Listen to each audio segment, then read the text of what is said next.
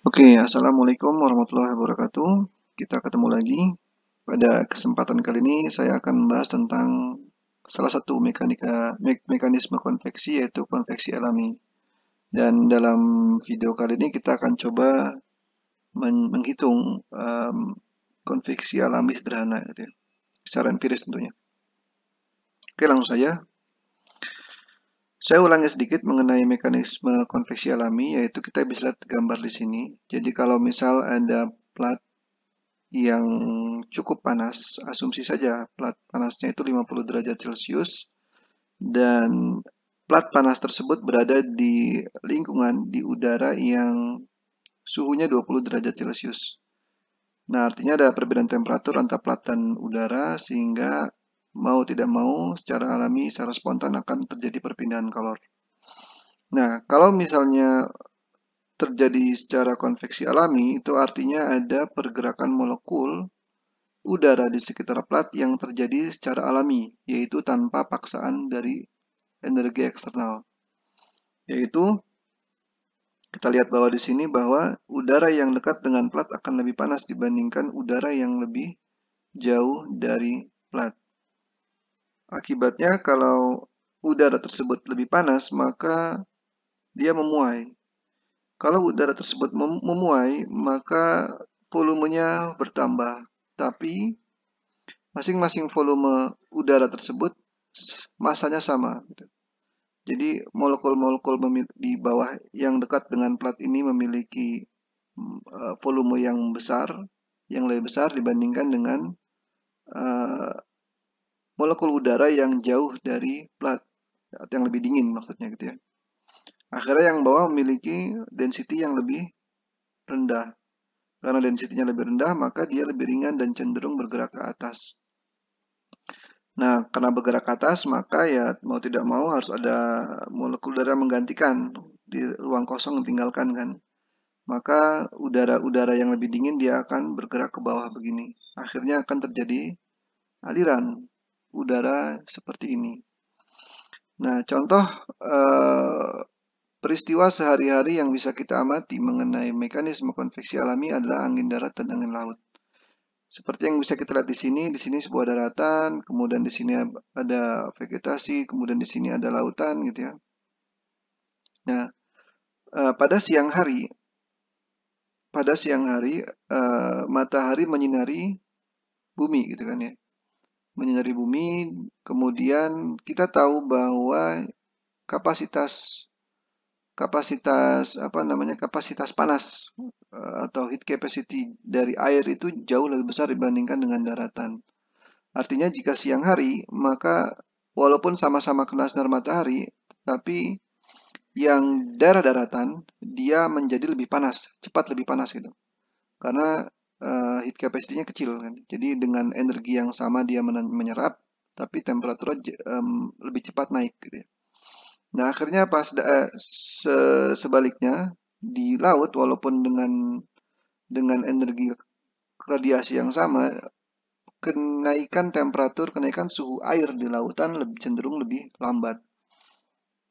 Akibatnya pada siang hari ini eh, apa? Ini temperaturnya lebih tinggi dibandingkan di sini gitu ya.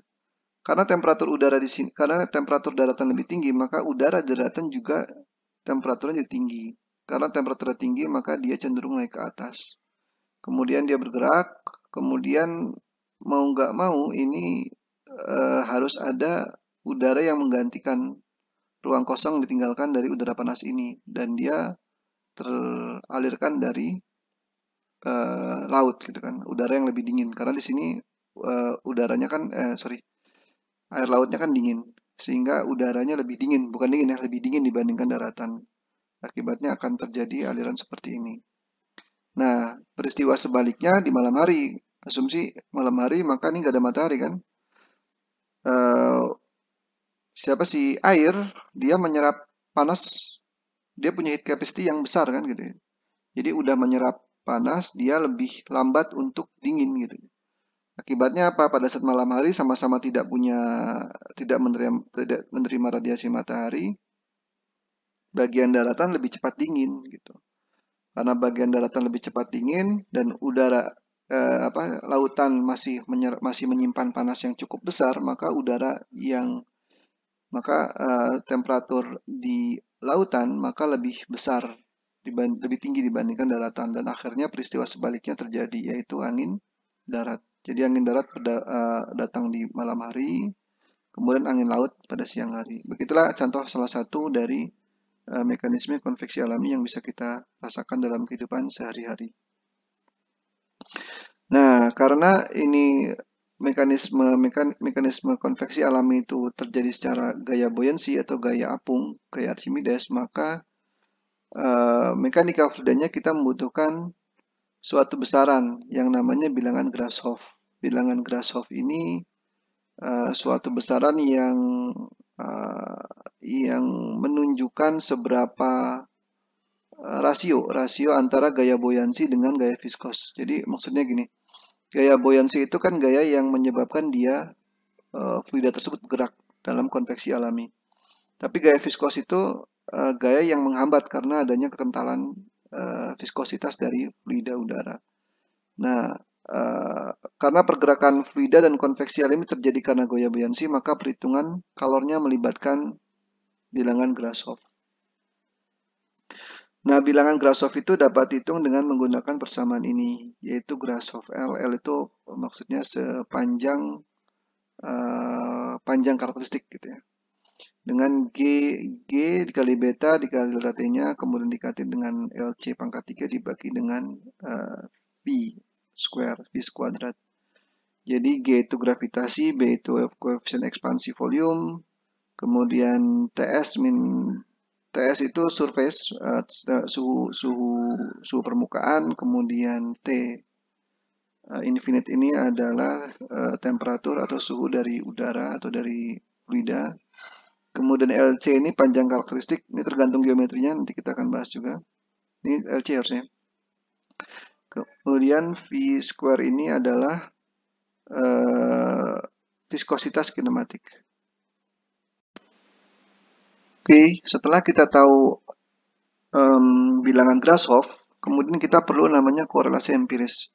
Seperti yang saya mungkin sudah sebutkan di pertemuan sebelumnya, bahwa dalam perpindahan kalor yang saya bahas di kuliah ini adalah melalui pendekatan empiris, bukan analitis. Jadi kita gunakan sebuah persamaan empiris yang spesifik untuk kasus-kasus tertentu, kemudian kita coba pecahkan, coba kita hitung berapa, coba kita analisis lah dengan menggunakan korelasi empiris tersebut. Nah, perpindahan kalor secara konveksi alami bergantung pada banyak sekali variabel, seperti geometri permukaan, arah suhu, dan sifat fluida yang terlibat pada konveksi tersebut.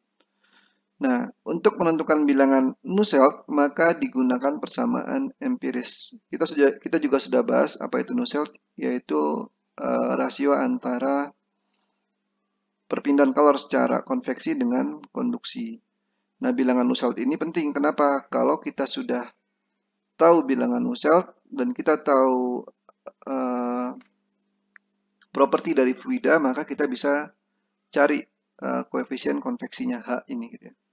Nah, bentuk umumnya persamaan empirisnya adalah seperti ini. NU atau HL per K ini itu sama dengan C dikali GR Grashof number, PR Prandtl number, kemudian pangkat N. Nah, GR dikali PR ini dinamakan Rayleigh number. Kenapa perlu dikalikan dengan PR? Karena Grashof itu pure murni untuk mekanika fluida gitu. Dia tidak mempertimbangkan perbedaan kalor di situ. Oleh karenanya kita butuh bilangan Prandtl sebagai penghubung antara mekanika fluida dengan perpindahan kalor. Di sini dikalikan. Nah, bentuk umum untuk mencari bilangan Nusselt adalah ini, C dikali RA dipangkatkan dengan N. C itu besarnya tergantung dari geometri, kemudian C dan N maksudnya. C dan N itu tergantung dari geometri dan bilangan Rayleigh-nya. Nanti kita bahas di slide selanjutnya. Kemudian untuk TF itu nanti kita akan meninjau sifat fluida itu kan ada dua temperatur ya. Temperatur di plat sama temperatur si fluida fluidanya gitu ya. Tapi yang kita tinjau adalah di suhu filmnya, yaitu rata-rata antara kedua suhu tersebut. Oke. Nah, ini ada beberapa contoh bagaimana kita menghitung bilangan Nusselt untuk konveksi alami. Ini tabel saya ambil dari buku Yunus Cengel. Judul bukunya Heat Transfer: A Practical Approach gitu ya. Nah, jadi misalnya di sini ada vertical plate, kemudian ada suhu panasnya di sini, maka dia akan terjadi konveksi alami di sini kan ya. Nah, kita lihat dulu, lihat bilangan Rayleigh-nya berapa. Kalau misalnya dia di range 10 pangkat 4 sampai 10 pangkat 9, maka kita bisa gunakan bilangan ini. Bilangan Nusselt bisa kita cari seperti ini.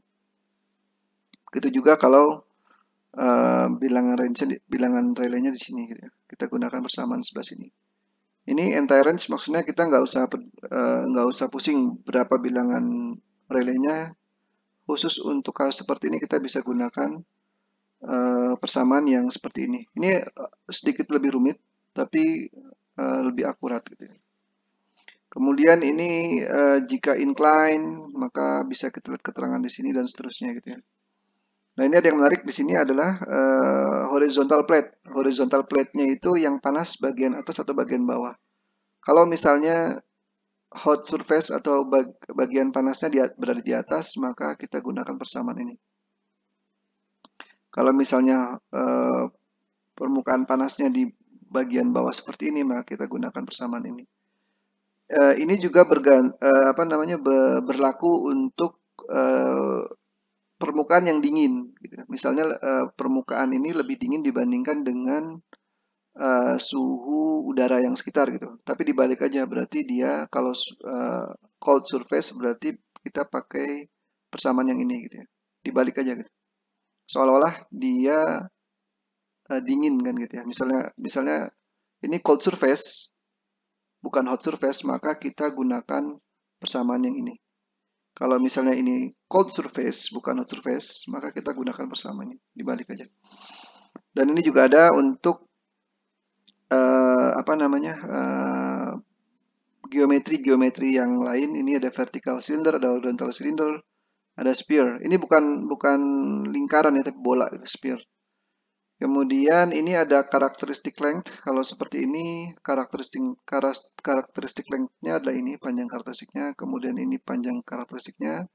Kalau dia flat horizontal, yaitu A dibagi dengan P. A itu adalah luas dan P itu adalah perimeter atau keliling. Nah, ini banyak sebenarnya, bukan hanya ini. Kalau kita rajin baca perkembangan tentang korelasi empiris di heat transfer itu banyak. Dan mungkin ada beberapa buku yang tidak menggunakan persamaan yang sama seperti ini. Coba sebagai awal acuan di kuliah ini saya gunakan acuan pakai buku ini dulu. Oke. Nah, perpindahan color. Oke, sorry ini terakhir ya. Nah, ini ada contoh soal, yaitu sebuah pipa horizontal dengan panjang 6 meter dan diameter 8 cm melewati ruangan berpendingin bersuhu 14 derajat Celcius. Ya ber-AC kali ya, ada pipa gitu panjang 6 meter. Jika suhu permukaan 80 derajat Celcius, tentukan berapa perpindahan kalor dari pipa ke udara. Asumsikan ini properti dari udaranya. Nah, untuk mengerjakan soal ini, mari kita coba coret-coret ya.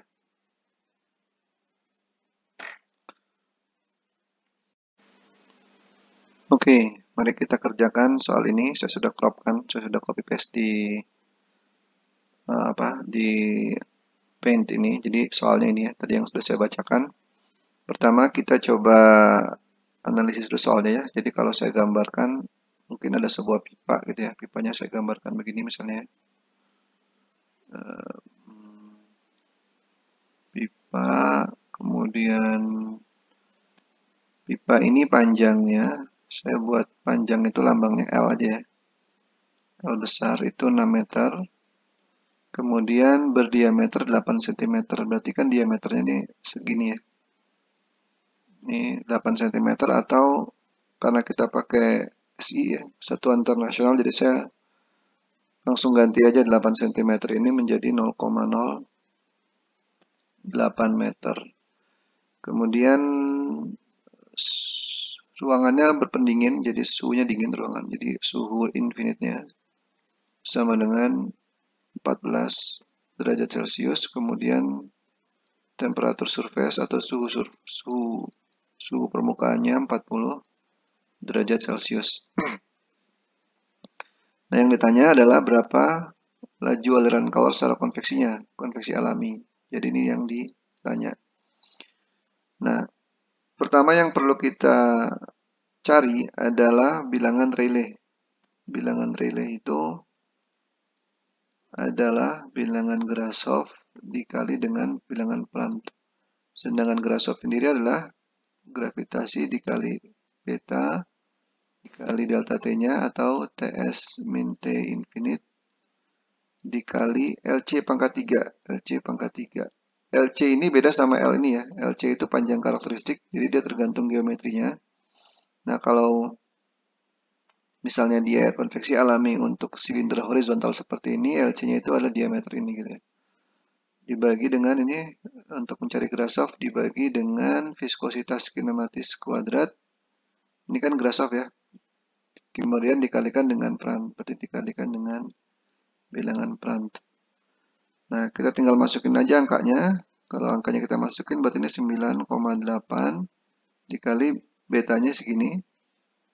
0,0033 dikali TS min T infinite, yaitu 40 dikurangin 14 ya. Kemudian LC pangkat 3. LC pangkat 3 karena ini bentuk yang saya barusan sebutkan bahwa LC-nya ini horizontal silinder. Berarti kalau misalnya kita analisis kan saya pakai gunakan warna merah. Arah aliran udaranya itu kan mungkin dari bawah ke atas begini kan. Ini arah aliran apa? Aliran udaranya gitu ya. Terus sepanjang panjang pipa gitu ya. Nah, karena dia ke arah sana, berarti panjang karakteristiknya adalah yang 0,08 meter. Jadi di sini saya masukkan 0,08 kemudian pangkat 3 ya, dibagi V square. Viskositas kinematiknya adalah 1,745 kali 10 pangkat minus 5 kuadrat.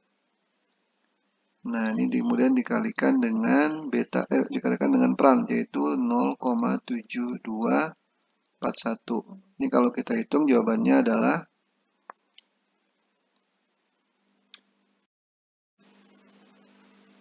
1,023,743,743,15. Ini bilangan Rayleigh. Nah, kemudian kalau kita udah tahu bilangan Rayleigh ini, maka kita bisa cari Nusselt-nya. Nah, cara mencari Nusselt-nya itu adalah kita mengacu pada tabel yang saya tunjukkan di slide tadi, yaitu ini. Ini untuk horizontal cylinder ya, pipa kan. Nah, kalau misalnya kita lihat, tadi kan bilangan Rayleigh-nya 1 juta sekian, berarti kan masih masuk untuk range bilangan Rayleigh ini.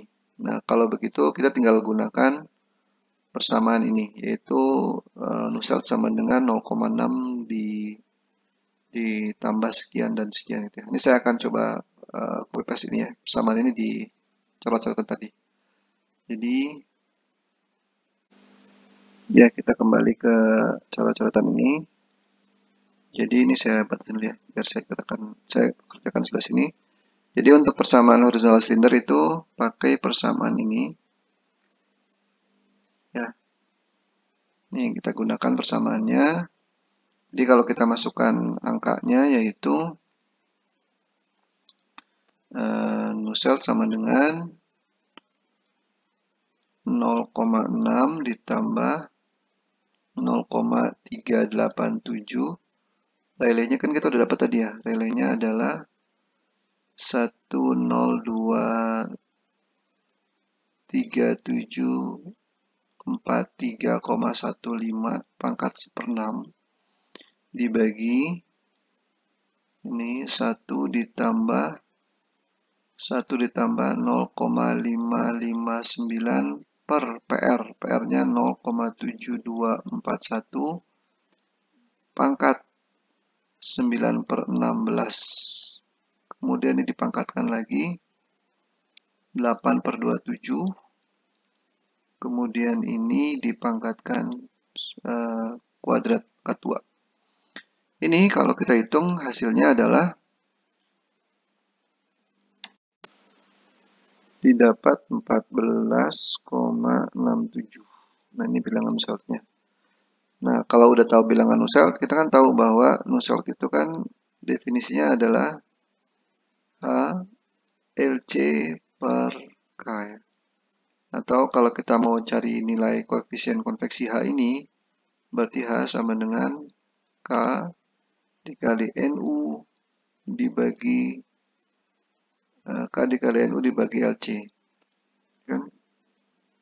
Oke, untuk selanjutnya saya akan coba turunkan layarnya. Nah, H-nya itu berarti K-nya dari soal tersebut adalah ini, K-nya nih. K Vida kan 0,02699. Berarti kalau saya masukin di sini, pakai persamaan ya. 0,02699 dikali NU-nya 14,67 dibagi LC-nya. Nah, LC-nya itu kan tadi panjang karakteristik, berarti dia 0,08, yaitu kalau kita hitung menjadi 4,95 watt per meter persegi Kelvin. Oke, kalau misalnya udah dapat nilai H-nya segini, maka kita dapat dengan mudah menghitung laju aliran konveksinya, yaitu H dikali A dikali dengan delta T. H-nya itu kan tadi kita sudah dapat 4,95 dikali dengan A. A-nya itu luas limut kan, karena dia yang luas permukaan kontak antara permukaan dengan udara di sekitar, yaitu Pi dikali dengan D dikalikan dengan L. Ini bukan LC ya, ini panjang pipa, bukan panjang karakteristik dari peristiwa konveksinya. Jadi L-nya nggak ada EC-nya, panjang pipa, kemudian dikali dengan delta T-nya. Delta T-nya adalah TS min T infinite. Jadi kalau dimasukin angkanya semua, 4,95 dikali Pi dikali dengan diameternya adalah 0,08 meter dikali 6 ya. 6 meter kan panjang. Nah, kemudian TS-nya adalah 40 derajat Celcius dikurangin T infinite-nya 14 derajat Celcius. Nah, ini kalau kita hitung, saya turunkan sedikit. Nah, kalau kita hitung dapatlah angka 194,07 watt. Nah, ini pembahasan soal sederhana di konveksi alami seperti ini. Nah, selanjutnya kita ada contoh soal lain, yaitu seperti ini.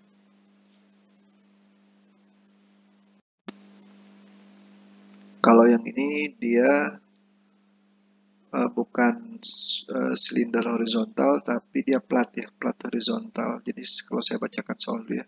Sebuah plat horizontal tipis bersuhu 350 Kelvin terletak di sebuah ruangan yang suhunya 30 derajat 300 Kelvin. Nah, ukuran plat tersebut sekian, yang ditanya berapakah total laju aliran kalon, tentunya dikarenakan dengan konveksi alami tersebut. Nah, karena ini horizontalnya digantung gitu ya, terletak di sebuah ruangan, maka yang perlu kita tinjau adalah laju aliran kalor melalui permukaan atas dan laju aliran kalor melalui permukaan bawah. Nah, ini kalau misalnya digambar ya paling kira-kira seperti ini. Ada sebuah plat, ini platnya itu 350 Kelvin, kemudian T infinite-nya adalah 300 Kelvin. Maka kalau dia ada plat horizontal seperti ini kan berarti ada kalor yang berpindah dari permukaan ke atas, Q konveksi,